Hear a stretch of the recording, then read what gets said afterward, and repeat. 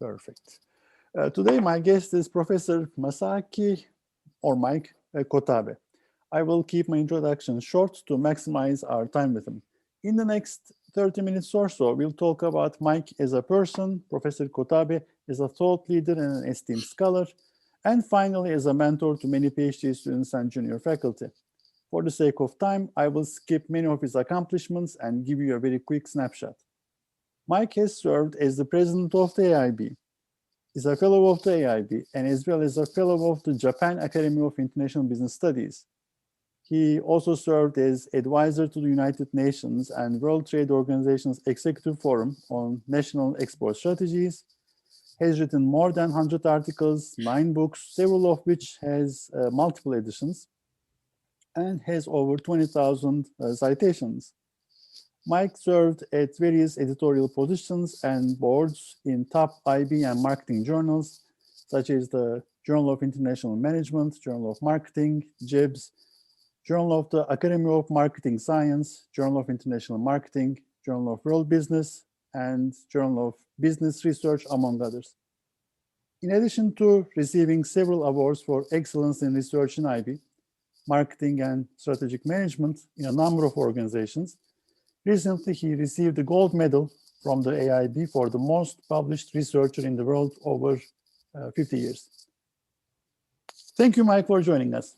Well, thank you. Yeah, well, it sounds, I mean, I sound old. It doesn't. But anyway, thank you very much. It sounds very accomplished. Yeah, thank you. First question, personal segment. What did you want to become when you were a child? What, pardon? I missed What did you want to become when you were a child? To be honest, I really didn't think about it. I know you have that question. Later on, it was clear. I don't know when I started thinking about it. I really wanted to be a medical doctor. And maybe because I was interested in animals, creatures, wild animals. And well, when I say wild animals, I'm not talking about lions. Small things like birds, snakes in the neighborhood. I was always interested in those little creatures. And somehow when I was in, I believe, middle school, I joined some sort of biology club. We had such a club at school. And that's when we did a horrible thing in a way, dissolving, well, first of all, killing snakes, and then dissolving the whole, muscle and all that in alkaline solution, and to reconstruct the, the bone structure, piercing, using small, thin fishing line, piercing through the whole bones to reconstruct the whole snake. And that's what I was doing. Not really as a small child, but as a middle school student. So I think I was interested in some sort of forensic medicine, if you will. When did you realize, or the moment of awareness between international and foreign, international and domestic? Maybe, I know you had that question. That happened when I was very small, probably 5 or 6 years old. Because I'm from Japan, and also from literally 6 miles, 10 kilometers away from the Pacific Ocean. So as a small child, I would go to the sea and look over the horizon. And so back then, as a small child, when I learned something about abroad or foreign countries, it was always America, facing east. The other side of the Pacific Ocean is the US. So to me, as a small child, foreign country, abroad, it all meant US, over the horizon. And sometimes, just being at the ocean, close to one of the major ports, you see a big cargo ship, going whichever direction, I don't know, but it has a cargo on top of the ship, and thinking, they go to America. So Interesting. that's the kind of awakening I had as a child, just being at the beach. So that's probably the starting point.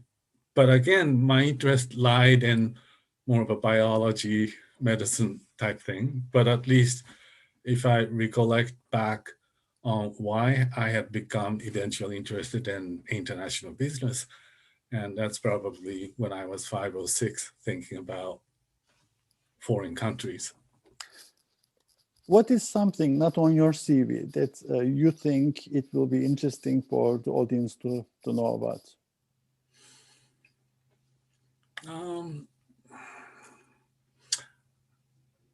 I was a good swimmer.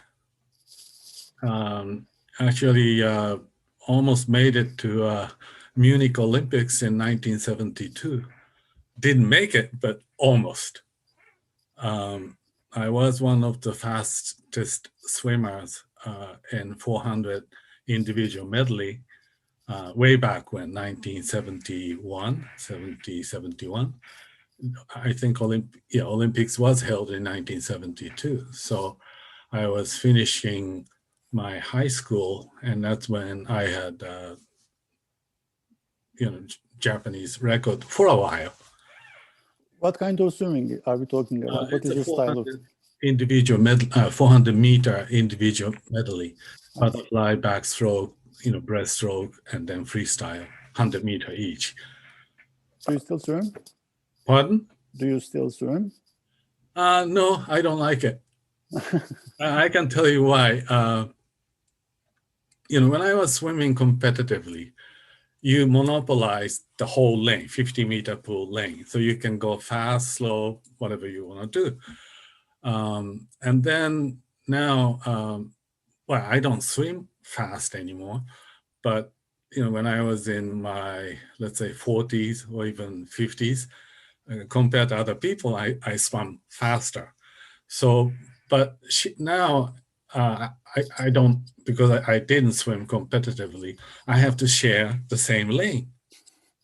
And my eyesight's pretty bad. And particularly if I take my eyeglasses, I could, did I miss you? Something showed up on my screen. Anyway, I could barely see anything in the water ahead of me. Of course, I don't see behind. So you can kind of see some vague picture, the view of a person ahead of me, but I don't know how far ahead or how close. And sometimes I bump into someone, not intentionally, but it just happens. And if it's a man, it's okay, right? If it's a woman, the first time is okay. Usually an accident happens. If it happens twice, that would be a different issue. So I gradually decided to stay away from swimming when it was crowded. And then it's just a snowballing thing, and it's not worth it.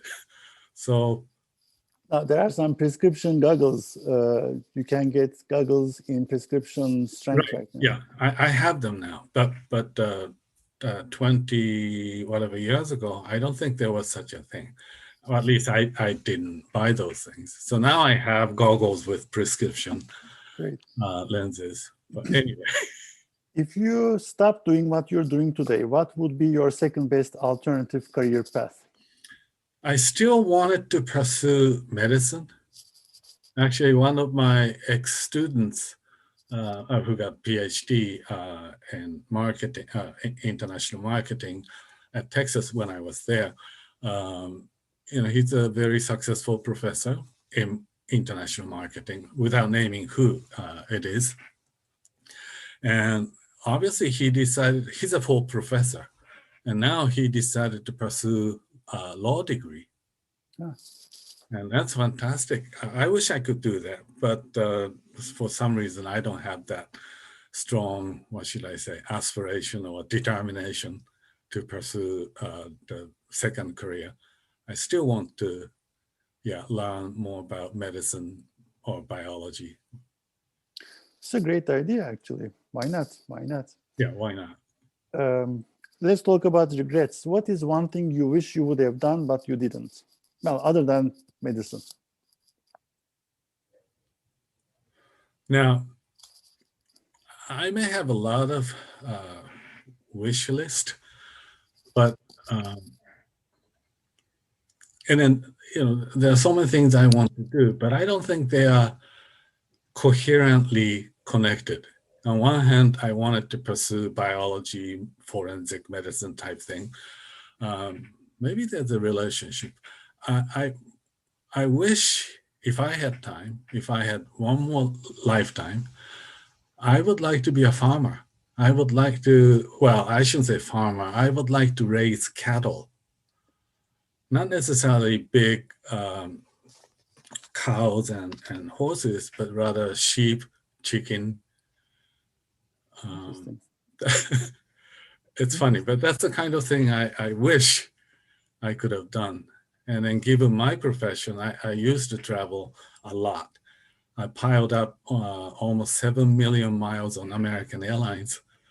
Wow. So that much. So I was always traveling. So of course, if you're traveling too much away from home, you can't have any live animals at home or on your farm. So last question in the segment. What are you most passionate about? What's in passionate? What's your passion? I don't think there is any one thing I have been passionate about over the years, but at least given my age, given my time, given my remaining life, since we have a house in Hawaii, we just fell in love with lifestyle in Hawaii. And I love, not really mountain climbing. I'm not talking about going up on Mount Everest, but I enjoy exploring various, some very risky hiking trails. And there are, if not millions, hundreds, thousands of trails in Hawaiian chain. And I started exploring many of those. So I'm so passionate for the balance of my life. As long as I'm physically capable, I would be exploring, actually I would be walking on those trails. Mike, this was superbly interesting. Thank you. Thank you. Okay, now we're switching to the research segment. How do you summarize your research to laymen, people who don't read your work regularly? How do you explain your body of work? Yeah, many of you may recognize me as a researcher in sourcing, supply chain area. Well, it used to be called sourcing. Somehow nowadays, the term supply chain has become more dominant. When I was in the PhD program, I kind of became interested in how, well, back then automobile was a major industry, whether it was in the US or in Japan, how automobiles were actually developed. And that's when I came to realize that, certain components are made by the company themselves, and certain components are purchased, or certain components are co-developed, and then they are shipped around all over for final assembly. And I became interested in the movement of materials, components, semi-finished products, or finished products on a global basis. And that movement was actually being managed by the company. So that aspect was the most interesting. Thank you. What are some of the omitted variables in IB research, or underdeveloped, underutilized variables in IB research? I think, I can't generalize about this, but from my vantage point of view, started out my career having learned more of an economic side of international business. Just imagine what kinds of variables economics-minded people tend not to look at. It's like a religion. You know, we don't, well, we may consider religion in IB research, but I don't know of many, much research incorporating religious variables into research. Another thing is taxation, taxes, and if you broaden it, regulations.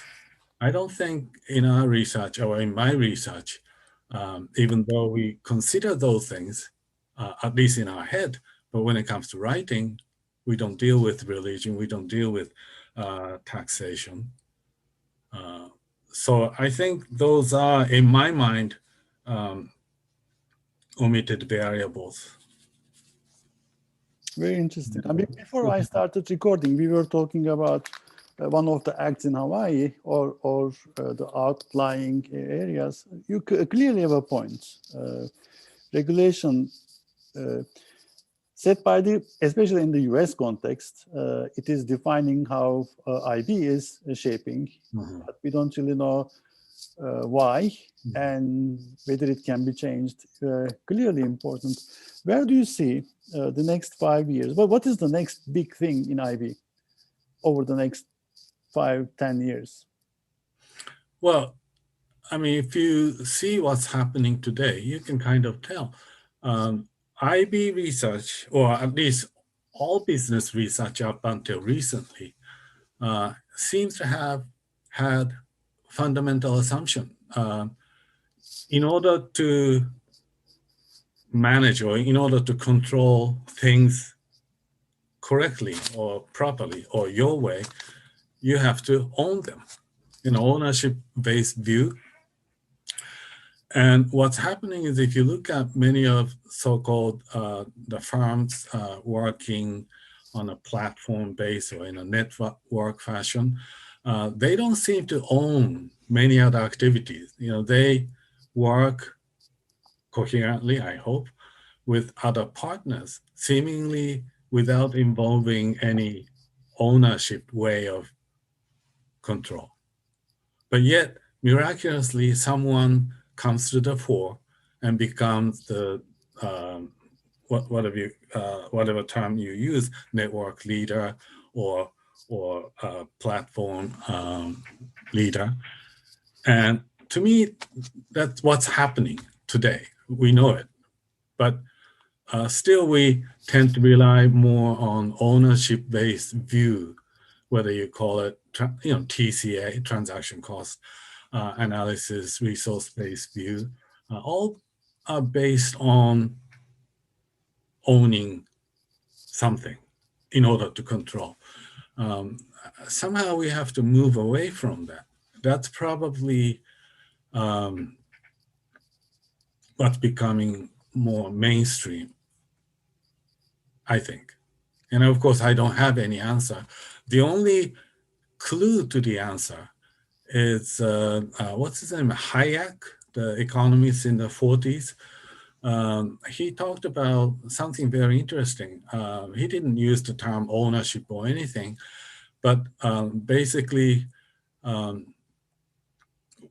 what if, let's say, let's use the term technology. Technology is so widely spread. Nobody can monopolize any aspect of this technological evolution on a global basis. So up until recently, we just assumed that somebody has a major technology, major thing to start with. And going back to Raymond Vernon product life cycle, somebody owns something high tech, and because nobody else has it, whoever has that technology can become a monopoly for a while, and then goes on. And over time, you lose newness, technology to other competitors by imitation or just simply, product becoming obsolete anyway. So that's the kind of view of the world we had. But today, well, according to Hayek, even though he's an economist from 1940s, let's assume technology is completely spread out. Nobody controls anything. Nobody owns anything significant. So by definition, unless you partner with other people, nothing gets done. So this partnering mechanism, and I still quite, couldn't understand Hayek's view, but maybe we go back to Hayek type view of the world where technology is no longer controlled by anyone, spread out. So by definition, collaboration comes to work. So how collaboration works. And that's what today's world, businesses are going through.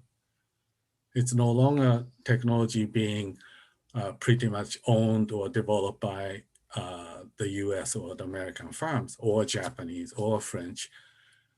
Today, knowledge base is so widely dispersed. Information economics view, especially by Hayek, true, it is talking about it, and it does make a lot of sense in a globalized or globalizing world, but how does it shape? How does it take shape in a more seclusionary, protectionist, nationalist movement when countries are basically erecting barriers, protecting their own, their domestic economies, and their domestic firms? How does it take shape? Well, the firms are very much footloose.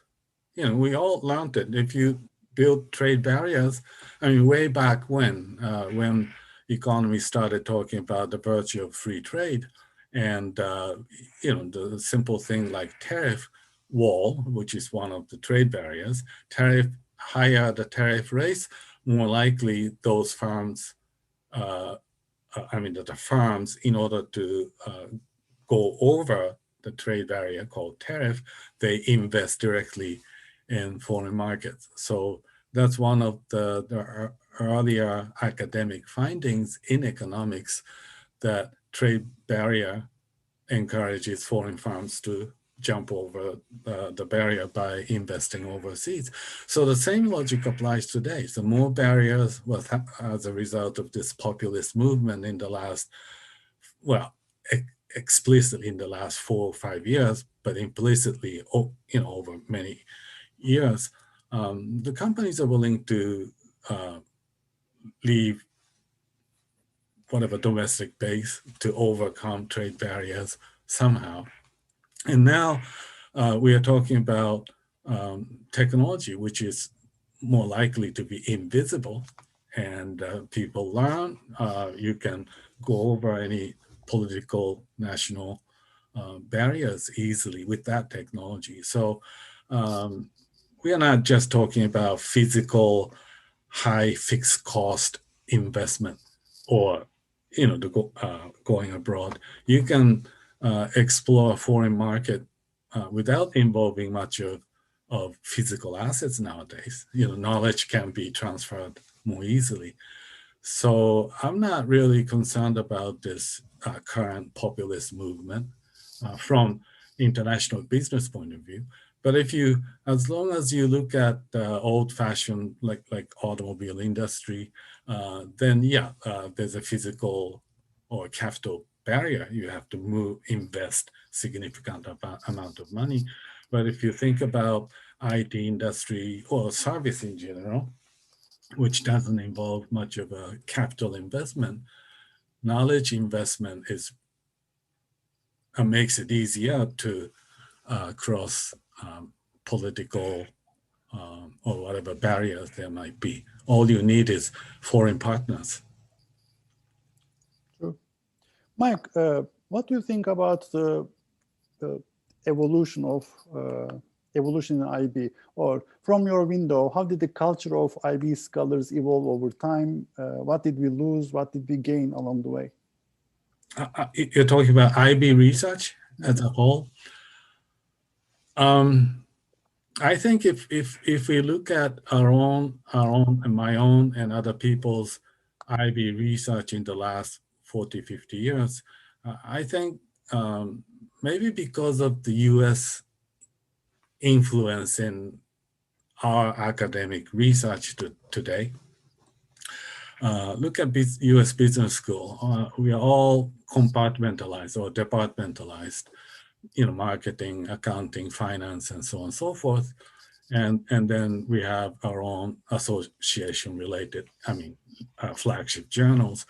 So our affiliation, primary affiliation, is one of those functional areas. In my case, it was marketing. And in your case, probably management, that type thing. And then my heart belongs to international business. My heart really doesn't belong to marketing. Marketing happens to be my, starting point. So you have to belong to one of those functional departments, in my case, marketing. So if you're in marketing, no matter what you do,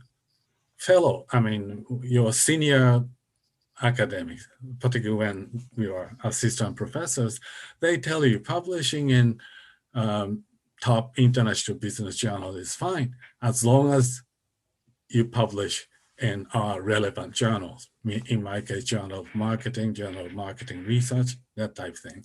So you're molded into thinking in terms of functional area, even though my heart from day one belonged to IB. So, and then luckily enough, some of us, luckily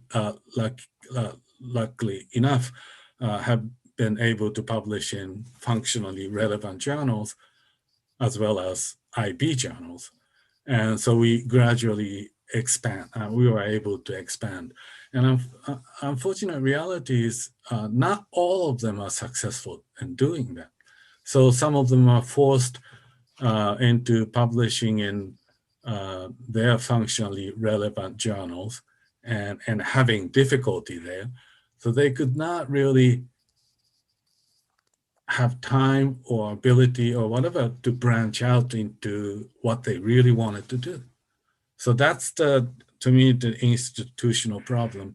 But, if you believe in survival of the fittest, those fittest are able to branch out beyond functional boundaries. So if I see IB research evolution, then started out in whatever functional area into more open-minded, whether you call it interdisciplinary or more open-minded.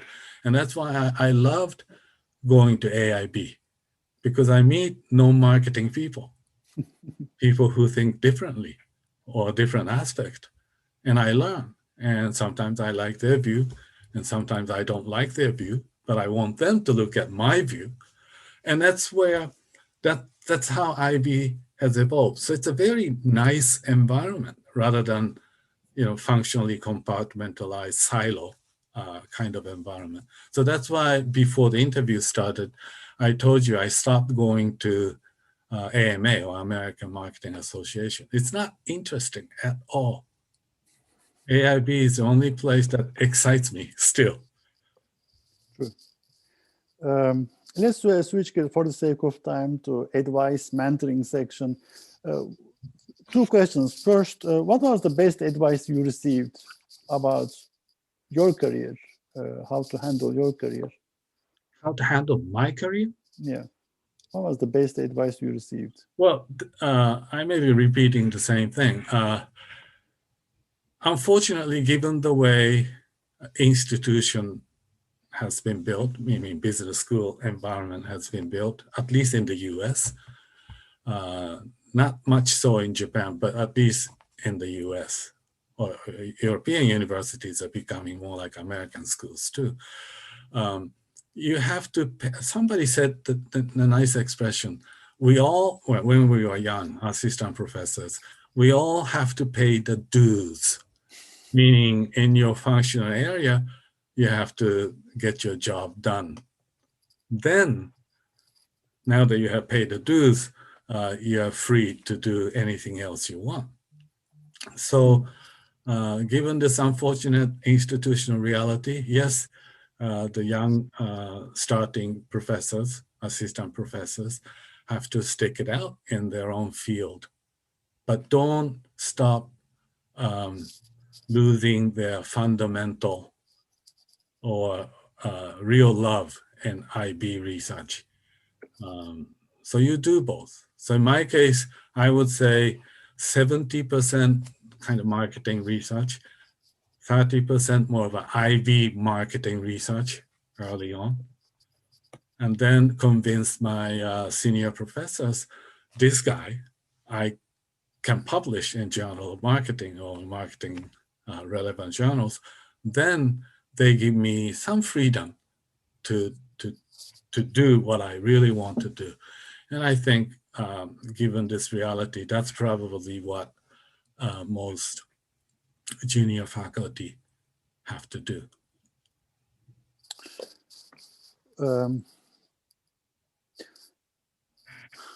What is the biggest mistake that junior faculty or PhD students are making that they should avoid at all costs for a successful career?